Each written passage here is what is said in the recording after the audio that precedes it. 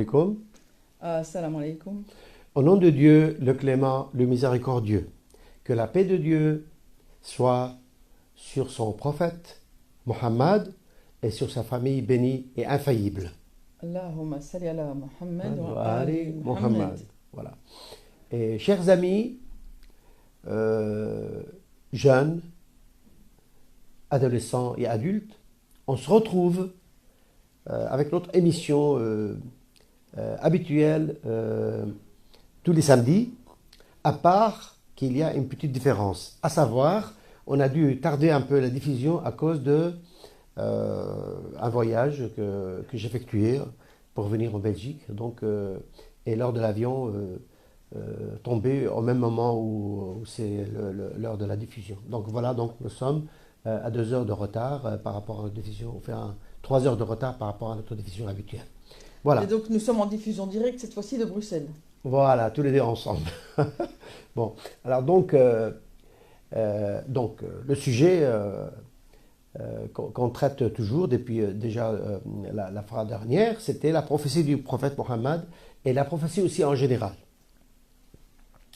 Si vous vous souvenez bien, on a parlé la semaine dernière des conditions ou bien des caractéristiques nécessaires pour la personnalité du prophète. C'est-à-dire, le prophète, c'est un messager de Dieu. Dieu soit-il loué, il a dit, lorsqu'il a créé l'homme, il a dit que moi, je vais mettre sur la terre une guidance. Une guidance, c'est-à-dire une orientation, une lumière, n'est-ce pas, une indication vers le bien et une indication du mal afin de l'éviter. D'accord ? Et donc, cette guidance, c'est un mot qui n'est pas très français, mais en tout cas on comprend ce que ça veut dire. Hein. Cette guidance se réalise par les prophètes. C'est eux qui portent cette guidance, c'est eux qui indiquent les hommes à suivre le bon chemin. Et donc ce sont ces prophètes qui sont choisis par Dieu parce qu'ils ont des caractéristiques précises. Voilà, donc moi j'allais dire, rien que pour n'importe quelle responsabilité dans la vie, il faut que la personne choisie pour cette responsabilité soit apte à la porter. Par exemple, on va pas faire, on va pas aller, par exemple, se traiter lorsqu'on est malade chez un charlatan. Il faut choisir un médecin. Enfin, donc un médecin, il a fait des études, il a des diplômes, il a des compétences en fait. Donc il va avoir des critères très précis. Donc il a des compétences et il a des critères pour être apte à être médecin. Voilà. Bien sûr, en plus de ses aptitudes, disons, entre guillemets, techniques, il a aussi des aptitudes morales. C'est-à-dire, il ne va pas tricher les gens, il va être sincère dans la prescription des médicaments, etc. Donc, voilà. Et aussi, par exemple, si on veut choisir un guide dans un voyage, un guide, il faut que quelqu'un qui connaît le chemin dans lequel il veut guider les gens. Si le guide ne connaît pas le chemin, les gens seront perdus. N'est-ce pas ? Ouais. Donc il faut que chaque fois on veut choisir quelqu'un pour effectuer un travail, pour faire une mission, pour faire un rôle dans la vie, ce quelqu'un doit être apte à faire ce rôle. Donc c'est pourquoi on disait la fois dernière que les prophètes doivent avant tout être des gens très sincères. Dieu les choisit à cause de leur sincérité, à cause de leur loyauté, à cause de leur dévouement envers Dieu, à cause de leur véracité. Ils disent toujours vrai. Ils sont fidèles, ils sont dignes de confiance, parce que ça dépend de eux, l'orientation des gens. S'ils indiquent mal les gens, qu'est-ce que ça va arriver aux gens ? Ils vont être perdus. C'est vrai ou pas ? C'est une catastrophe. Et alors il y a l'autre aspect, si ils disent aux gens certaines choses, mais que dans leur vie, leurs gestes ne correspondent pas à ce qu'ils disent, c'est une catastrophe aussi. Comment est-ce qu'on peut suivre quelqu'un qui dit « faites ce que je dis, mais ne faites pas ce que je fais » Enfin, c'est un sujet de discussion, mais pour moi, c'est complètement incohérent qu'on suive quelqu'un qui ne pratique pas ce que lui-même il connaît, ce qu'il enseigne. Voilà. Donc avant d'arriver c'est très important que vous le compreniez. Avant d'arriver aux preuves nécessaires pour indiquer que cette personne est un prophète, avant d'arriver aux preuves, avant de lui demander quelles sont tes preuves pour dire que tu es prophète. Par exemple, quelqu'un dit, voilà, moi je suis prophète. Je suis envoyé par Dieu, je suis messager, je porte un message, je vais indiquer les gens, je vais guider les gens, je vais faire parvenir le message de Dieu aux gens. Avant d'arriver aux preuves qui montrent que cette personne est vraiment il est prophète, il faut voir ses qualités. Il faut voir est-ce qu'il a les critères nécessaires? Est-ce que c'est quelqu'un d'honnête? Est-ce que c'est quelqu'un de loyal? Est-ce que c'est quelqu'un de juste? Est-ce que c'est quelqu'un de fidèle? Est-ce que c'est quelqu'un de véridique qui dit la vérité? Il faut vérifier, il faut savoir. Est-ce que c'est quelqu'un de juste? Voilà, du juste aussi, le plus important. C'est pourquoi Dieu, soit-il loué, a choisi les gens avant qu'ils arrivent à la stade de prouver si ce sont prophètes ou pas. Il les a choisis déjà des gens qui sont super justes dans leur vie, qui se contrôlent. Qui ont un très bon comportement moral, éthique. Irréprochable. Ils ont un comportement irréprochable. Ils ne commettent jamais de faute morale ni autre. Ils essayent d'être le plus possible dans le bon chemin, au maximum.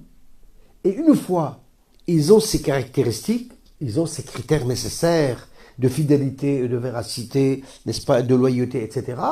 À ce moment-là, Dieu les choisit et leur donne quelque chose de plus. C'est-à-dire... Donc il faut d'abord qu'ils arrivent qu'ils soient dans un état de, presque je dirais, de perfectionnement moral. Voilà. Dans leur vie quotidienne. Pour qu'ils soient choisis par Dieu. Et une fois ils ont cette perfection, cette perfection morale, Dieu les choisit et leur donne un plus. Une mission, une responsabilité supplémentaire. Non, en plus de la mission, il leur donne un critère supplémentaire aussi, à savoir qu'ils deviennent infaillibles. Donc ils deviennent infaillibles quand ils deviennent prophètes alors. Voilà, parce qu'ils deviennent... Bon, je ne sais pas dire exactement quand ils viennent. Peut-être ils sont infaillibles avant de devenir prophètes, n'est-ce pas? Mais en tout cas... Il y a des histoires sur les prophètes où certains prophètes auraient commis des actes... Alors, ils sont infaillibles. Alors quelqu'un qui n'est pas infaillible, on ne peut pas l'accepter comme prophète parce qu'il peut commettre des fautes et il peut mal indiquer les gens. Il peut les mal orienter, les désorienter ou bien les égarer. Imaginez un guide qui a pour rôle de guider les gens dans le chemin et du coup, qu'est-ce qu'il devient? Il devient celui qui les égare. Tu imagines? Ils ratent leur coup, ils n'arrivent pas à la destination. Ouais. Et dans l'histoire, il y a eu beaucoup de tentatives de dévier les gens. Hein. Bien sûr, il y a beaucoup de grands déviateurs. Il y a même des gens qui sont super méchants, super mauvais, que leur travail, c'est toujours faire dévier les gens, les faire écarter de bon chemin. Chaque religion a été frappée de personnes de mauvaise volonté, de mauvaise nature, voilà. Qui ont cherché à dévier. Et malheureusement, Soumaya, les gens, ces grands déviateurs, ces grands égareurs, ceux qui égarent les autres, ils ont même mis leur action, leur influence, même dans les personnages des prophètes. Ils ont même défiguré le prophète. Parfois, ils ont même déformé le personnage des prophètes. Pourquoi? Pour légitimer, pour légitimiser, pour légitimer aussi les mauvaises actions. Imaginez par exemple, si vous entendez qu'il y a un prophète qui a volé, qu'est-ce que vous allez dire? Ah ben c'est bien, c'est pas grave, moi aussi je peux voler. C'est vrai? Et si vous entendez qu'il y a un prophète qui a menti, un prophète qui ment, alors les gens ils disent, c'est normal, si le prophète ment, donc moi aussi je peux mentir. Si le prophète par exemple agresse, ou bien il est injuste, les gens ils vont dire, ben c'est pas grave, moi je peux être injuste puisque le prophète il est injuste. Ben c'est ça, on cible bien le fait que dans la figure de celui qui a pour rôle de guider les autres vers une destination précise, si lui se permet des écarts, ben il va encourager les gens à commettre des écarts aussi. Oui, donc pour justifier l'égarement, pour justifier la déviation, ils disent que le prophète ils ont dévié. Et malheureusement, notre prophète, notre cher prophète, notre noble prophète Mohammed, que la paix soit sur lui, sur sa famille, quand on suit les références de nos imams et les références chiites, on voit clairement que c'est quelqu'un d'irréprochable depuis son enfance jusqu'à la fin des temps du temps de sa vie. Et que malheureusement, dans d'autres références dispensées par certains compagnons, il y a vraiment des descriptions qui sont inadmissibles, qui sont horribles et qui ne correspondent pas du tout à la réalité et à l'infaillibilité du prophète. Et toutes ces mauvaises choses qui sont dites sur lui, c'est vraiment dans l'objectif de dévier les gens, de déformer l'islam. Et c'est pour ça que le prophète et toute sa famille se sont toujours levés en bloc au péril de leur vie pour protéger ce message divin, ce message pur, ce message d'essence, je dirais presque surnaturel, parce que c'est inspiré des cieux et par Dieu, et qui nous permettait vraiment d'arriver à un comportement juste et correct dans notre vie de tous les jours, dans tous les domaines et dans tous les sujets du quotidien. Est-ce que tu connais, par exemple, tu sais, bon, pour être plus concret, on connaît que, malheureusement, les hommes, ces égareurs, ces gens-là qui sont méchants, qui veulent faire dévier les autres, ils ont fait exprès en défigurant l'histoire des prophètes. Est-ce que tu connais un prophète qui a subi cette déformation? Très clairement, pour moi, donc je suis d'origine chrétienne et j'ai clairement vu que dans la responsabilité de Jésus et dans ce que les hommes d'église ont retransmis après par rapport à la vie de Jésus, il y a eu plein de tentatives de déformation, de manipulation des textes et des références qui ont vraiment causé du tort au christianisme. C'est bien l'histoire de Jésus, mais avant d'arriver, il y a même des prophètes qui, avant, par exemple, prenons l'histoire du prophète, admettons qui? David. Ouais. Imaginez l'histoire, écoutez. Malheureusement, il y a des gens qui sont croyants, qui suivent la religion, mais ils déforment complètement l'image du prophète qui s'appelle David. Et même, il y a malheureusement beaucoup de musulmans qui les ont suivis dans cette histoire. On raconte... David, donc pour ceux qui ne connaissent pas en français, en arabe c'est Daoud. David, c'est le père du prophète Salomon. Le roi Salomon, on l'appelle le roi, on l'appelle le prophète. Hein? Vous savez, le prophète Salomon, il a une belle histoire. Il parlait avec les animaux. Hein. Oui, il connaissait la langue des animaux. Hein. Donc c'est intéressant. Bon, c'est un des miracles, je suppose, qui... Un miracle, oui, mais maintenant, aujourd'hui, on découvre que tous les êtres vivants, ils ont des langages. Et même les végétaux, parfois, ils ont des langages. Mais en tout cas, bref, c'est une autre histoire. Mais parlons de l'histoire de David. L'histoire de David... Le prophète David, c'était quelqu'un que Dieu a envoyé afin de guider les êtres humains à son époque. À son époque, les premiers gens visés par son message, c'était les fils d'Israël. Les fils d'Israël, c'est-à-dire les Bani Israël. Et bien sûr, les autres aussi, mais disons, la tribu dans laquelle le prophète David a été envoyé, c'était Bani Israël. Les fils d'Israël. Bien sûr, le prophète David, il était connu par ses psaumes. C'est psaumes. Voilà. Parce qu'en français, lorsqu'il y a un S entre deux voyelles, ça devient Z, non? Non. Si, en français. On dit un psaume. D'accord, je suis d'accord avec toi pour dire un psaume. Mais seulement, j'ai toujours appris qu'en français, lorsque S se trouve, la lettre S se trouve entre deux lettres voyelles, ils deviennent Z. C'est vrai? Écoute, je suis pas ils ont dit, par exemple, ils ont. Bon, maintenant, on ne va pas étudier la grammaire. Hein. Bon, on va pas étudier la grammaire. En plus, là, en tout cas, psaume. En tout cas, et il faisait des chants. Il chantait beaucoup. Il chantait tellement beau que même les montagnes chantaient avec lui lorsqu'il chantait. Ça résonnait, sa voix, dans les vallées, dans les plaines, et que les gens étaient subjugués, attirés par sa belle voix et ses chants, qu'ils apprenaient les bonnes conduites morales de la part de Daoud, à cause de ses beaux chants. Grâce à ces chants. Bon, bref, maintenant. Mais David, qu'est-ce qu'on raconte sur lui de mauvais? Imaginez.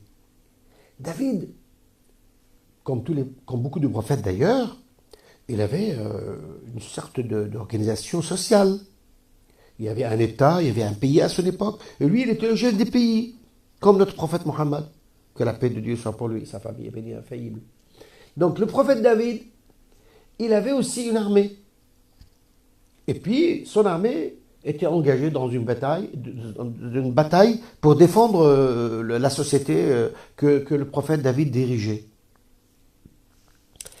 On raconte sur lui qu'un jour, le prophète David est monté sur le toit de sa maison. Et du coup, étant sur le toit, il a vu, parce que lorsqu'on monte sur le toit, on peut découvrir, on peut voir les autres maisons qui sont plus basses, les cours des autres maisons, on peut les voir. Hein. Alors du coup, qu'est-ce qu'il s'est aperçu? Il s'est aperçu qu'il y avait une très belle femme, qui était peut-être nue ou moitié nue, je ne sais pas. En tout cas, elle était en train de... Légèrement vêtue, en tout cas. Légèrement vêtue. Et puis, on dit qu'il était amoureux de cette femme. Il a vu, elle était tellement belle. Et on dit que, imaginez, c'est pas quelqu'un d'ordinaire, hein, c'est un prophète. Normalement, un croyant, s'il voit un bon croyant, quand il monte sur le toit et il voit une femme dénudée, par exemple, qu'est-ce qu'il fait? Même en dehors d'un toit, le verset coranique est clair qu'ils doivent détourner les regards. Et, voilà. Donc un bon croyant, un homme honnête, même s'il n'est pas croyant, quelqu'un d'honnête, il ne va pas, comment dirais-je, espionner les gens. Regardez, vous imaginez, par exemple, ici maintenant, on considère que c'est un délit public, quelqu'un qui, par exemple, qui commence à mettre des lunettes, regarder les gens, comment ils sont. C'est même le mythe du voyeurisme. On appelle ça le voyeurisme. Voilà. C'est un délit, hein. C'est un délit. C'est de l'immoral. Quelqu'un qui fait cela, c'est quelqu'un qui est malhonnête, quelqu'un qui n'est pas correct, quelqu'un qui est quoi? Qui agresse les autres. Oui, ça peut même être une forme d'espionnage aussi, si on veut. Voilà, donc vous savez très bien que l'espionnage est interdit pour les gens honnêtes et pour les croyants. Alors, on a prétendu que le prophète David, il a espionné cette femme, il a regardé, tellement il a regardé qu'il est tombé amoureux d'elle. Et du coup, descend de son toit et après, il envoie ses serviteurs, ses employés, leur demander à propos de cette femme, qui est cette femme. On lui dit que cette femme est l'épouse d'un des commandants de son armée qui s'appelait Ouria. La femme s'appelait Ouria? Non, le commandant. Le commandant qui s'appelait Ouria. C'était sa femme. Ouria, c'est pas Ouria, Ouria. Okay. Donc cette femme était l'épouse d'un des commandants de l'armée de David qui s'appelait Ouria. Alors tu sais ce qu'il a fait? Enfin, selon l'histoire, lui il n'a pas fait. Ce qu'ils disent qu'il a fait. Ils disent que le prophète David, il a ordonné, il a donné des ordres, comme quoi il faut faire en sorte que Ouria, c'est-à-dire le mari de cette femme, avance sur les premières lignes de combat afin qu'il se fait tuer. Afin qu'il se fasse tuer, non? Et puis du coup, c'est les autres généraux, ou bien les autres commandants, si vous voulez, de l'armée, ils ont fait avancer Ouria sur les premières lignes. Il s'est fait tuer. Une fois il s'est fait tuer, qu'est-ce qu'il a fait David? Il a pris la femme. Est-ce que c'est un comportement d'un prophète? Mais non, malheureusement. Un prophète qui fait ça, moi je ne peux pas y croire. Moi je ne peux pas accepter. Même quelqu'un, même un voisin que je respecte, s'il fait cela, il perd mon respect. Même mon frère, si mon frère il fait cela, je suis capable de me séparer de lui, de ne plus accepter de le côtoyer, parce que c'est très grave. D'abord, il a espionné, hein, donc, et il a regardé une femme qui n'est pas la sienne, qui était dans sa cour de maison, sans être au courant de ce qui se passe. Lui, il espionnait cette femme. En plus, c'est peut-être l'occasion de rappeler que normalement, au niveau islamique, quand tu vois quelque chose qui n'est pas dans les limites des règles, le premier regard qui fait que tu constates le péché ou la faute ou l'erreur, il est permis, mais après tu dois détourner. Mais on n'a pas le temps de tomber amoureux de... Si par exemple, on ne peut pas observer... Si par exemple, moi, par hasard, je monte sur mon toit de maison, je vois par hasard, d'accord, sans le faire exprès, je vois une femme dénudée, je n'ai pas le temps de tomber amoureux d'elle. Je vais détourner mon regard et c'est fini. Oui, mais si tu as un regard je insistant, ne laisse, il devient voilà, interdit. En plus. je ne me laisse même pas le droit. Je ne me donne même pas le droit d'insister pour regarder et voir vraiment les détails. Quelle est cette femme, comment elle est, etc. Belle ou pas belle, etc. Non, dès que je vois, voilà, je me détourne. Alors, quelqu'un de croyant, alors quelqu'un d'honnête, disons. Quelqu'un qui a de la pudeur. Comment peut-on accepter que le prophète a fait cela? Alors, le Coran nous raconte la vraie histoire de ce qui se passait avec lui. La vraie histoire est que David n'a pas fait cet acte-là. Tout simplement, ce qui est arrivé, que David, un jour, il était connu aussi pour sa fonction de juge. Parce qu'il était le chef de la société de fils d'Israël, donc il était juge aussi. Donc un jour, il y a quelqu'un qui est venu chez lui. Il lui a dit, ô prophète David, moi, j'ai un frère. Mon frère, il a 99 moutons. Et moi, j'ai un seul mouton. Attends, pour les Français, ça fait 99, je pense. 99 moutons. Il a dit, alors cette personne est venue chez le prophète David, il a dit, ô prophète David, moi j'ai un seul mouton, et mon frère, il a 99 moutons. Et du coup, puisque lui, il a 99 moutons, alors il se trouve que lui, il a trouvé qu'il a beaucoup de moutons, et moi j'ai un seul mouton. Alors il m'a dit, donne-moi le mouton que tu as, comme ça je l'ajoute aux autres. Comme ça j'aurai 100 moutons. Mais moi je reste sans moutons. Donc lui, par sa méthode de voir, par son analyse, que 99 moutons, ça manque un mouton pour devenir 100. Donc autant de prendre le mouton de son frère, l'ajouter aux autres. Attends alors, parce que il y a quelque chose qui ne va pas dans ce que tu dis. Parce que d'un côté, on a un qui a 100 moutons, et de l'autre côté, il y en a un qui a 100 moutons. Non. Il y en a un qui a 99 moutons. Non, je sais, mais c'est une blague, je joue sur les mots. Il y en a un qui a 100 moutons dans le sens qu'il a... Il est 100 moutons, 100 moutons et du tout. Voilà. Donc l'autre, il a demandé à son frère de prendre le seul mouton unique qu'il a, et de l'ajouter aux autres moutons. Oui, je pense qu'ils ont... Comme ça, il aura les 100 moutons, et son frère reste... Comment? 100 moutons. 100 moutons. C'est ça que tu veux dire. Voilà, le jeu de mots. Voilà. Donc, alors, il y en a un qui a eu 100 moutons et l'autre resté 100 moutons. L'autre, il a 0 moutons. Voilà, 0 moutons. Donc, alors, le prophète David, en entendant cette histoire, qu'est-ce qu'il a dit? Il a dit que ce frère, il t'a opprimé par le fait de te demander le seul mouton que tu as pour l'ajouter à ses moutons.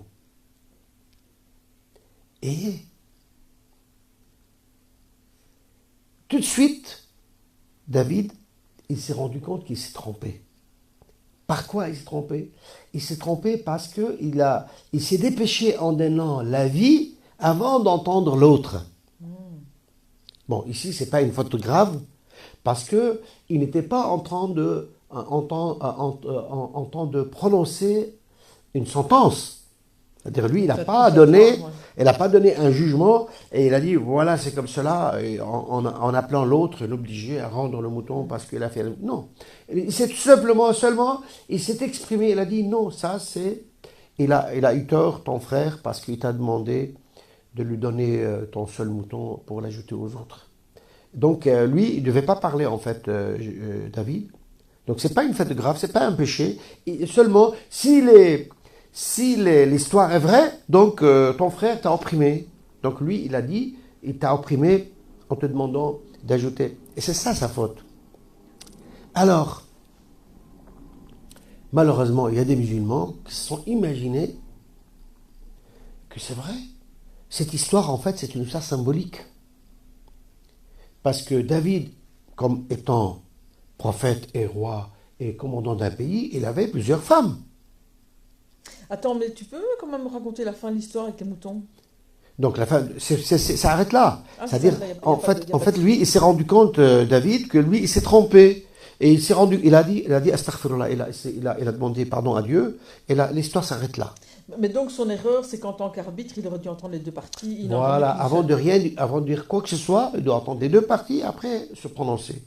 C'est pas une faute grave, il n'a pas donné un jugement injuste, parce qu'il n'a pas donné la sentence, il a juste exprimé. Donc il s'est juste exprimé. Donc ce n'est pas très grave.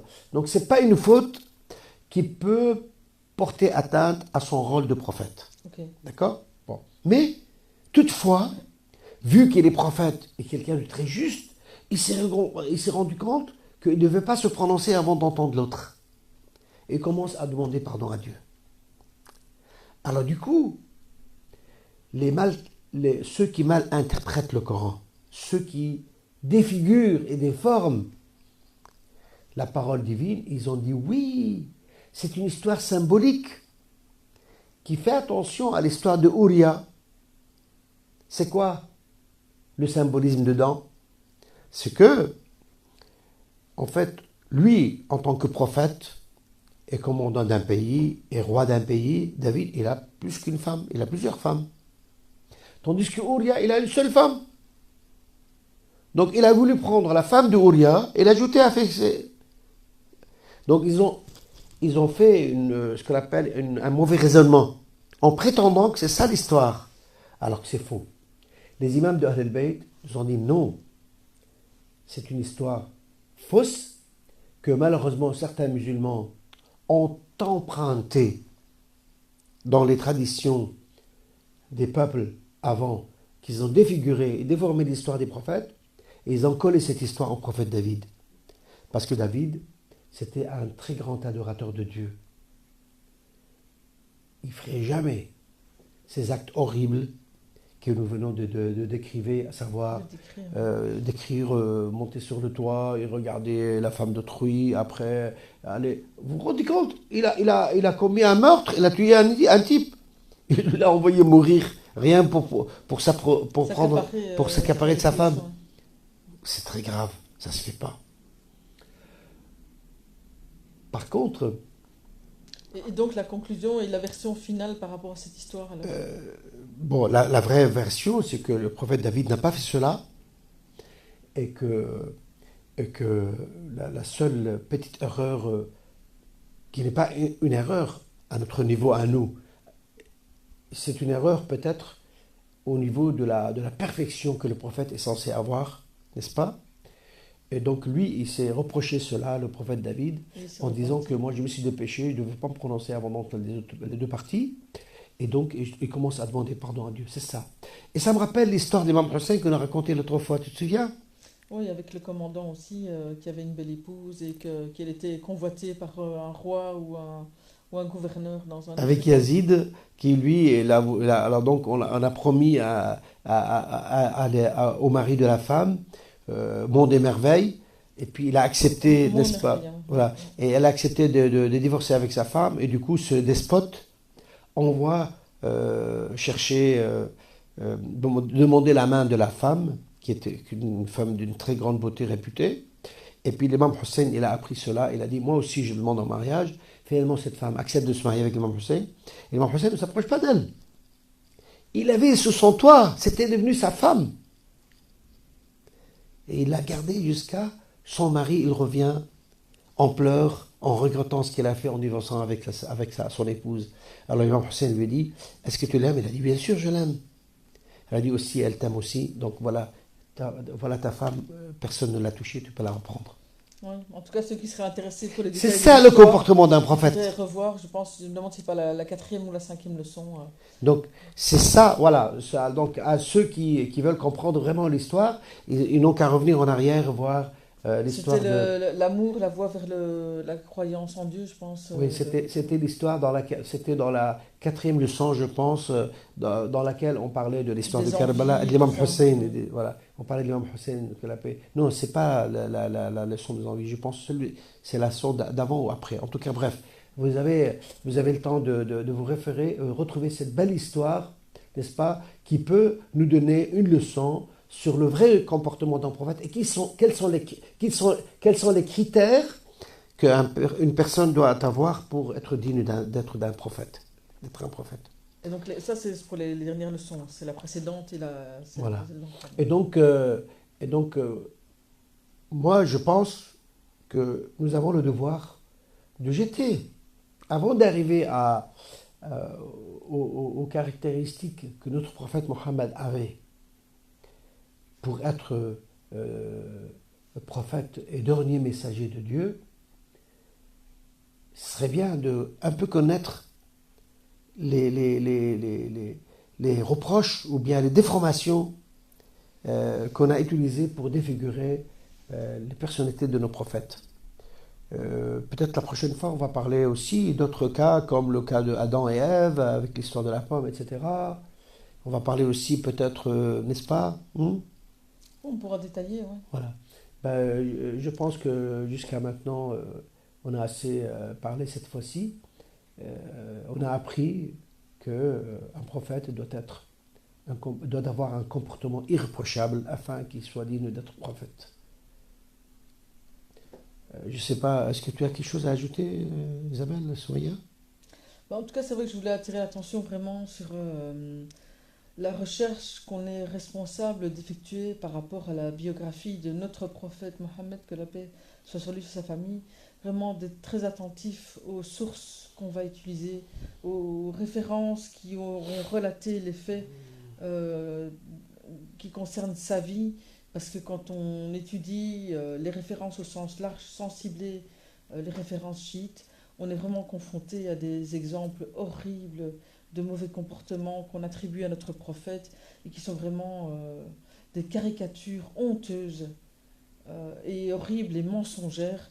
Et donc j'invite vraiment à ce que... On a la responsabilité de s'identifier à nos prophètes, à nos imams, mais j'invite vraiment à ce qu'on soit super vigilant pour prendre les bonnes sources et les références fiables de notre école de Ahlul Bayt, parce que sinon on découvre vraiment la machination qu'il y a eu du vivant du prophète et après sa mort pour déformer l'islam, dévier les gens de la véracité, de l'authenticité, du bon comportement, des bonnes manières. Et donc voilà, je voulais vraiment attirer l'attention sur ça et alors de rappeler comme chaque semaine, donc prochainement, donc dans les moments qui suivent, donc je posterai donc dans le groupe WhatsApp les questions appropriées par rapport à cette leçon-ci et j'attends donc vos réponses pour qu'on puisse en tout cas garder le contact, échanger. Donc si vous avez des questions, n'hésitez pas non plus à nous les poster. Donc je pense que comme il y a eu le changement d'heure, peut-être beaucoup regarderont en différé, mais n'hésitez pas à poster vos questions sur le groupe et on suivra pour vous y répondre. Bon. D'ici là, à la semaine prochaine, je vous remercie de nous avoir écoutés et suivis, même ceux qui n'ont pas suivi directement, qui peuvent plus tard suivre en différé. Je vous remercie pour votre attention et Inch'Allah, à la semaine prochaine. Wassalamu alaikum wa rahmatullah. Que la paix de Dieu et sa bénédiction soient pour vous. Salam alaikum. Assalamu alaikum.